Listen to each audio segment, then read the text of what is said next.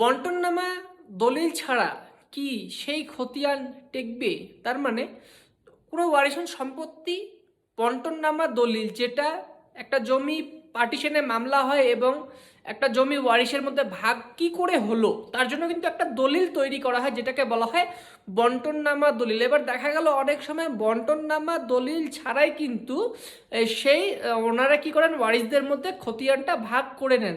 তো সেক্ষেত্রে কোথাও না কোথাও কিন্তু একটা আইনি জটিলতা থেকেই যায়।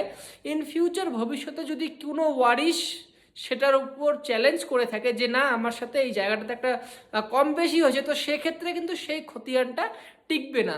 তো বন্ধুরা, অবশ্যই ওয়ারিশন সম্পত্তি ভাগ করার সময় বন্টননামা দলিল করে নিয়ে আপনারা সেই দলিলের উপর ভিত্তি করে আপনাদের সেই জমির নিজ নিজ নামে খতিয়ান অথবা মিউটেশন করে নেবেন। বন্ধুরা, ভিডিওটা যদি ভালো লেগে থাকে চ্যানেলটিকে অবশ্যই একটা সাবস্ক্রাইব করে রাখবেন।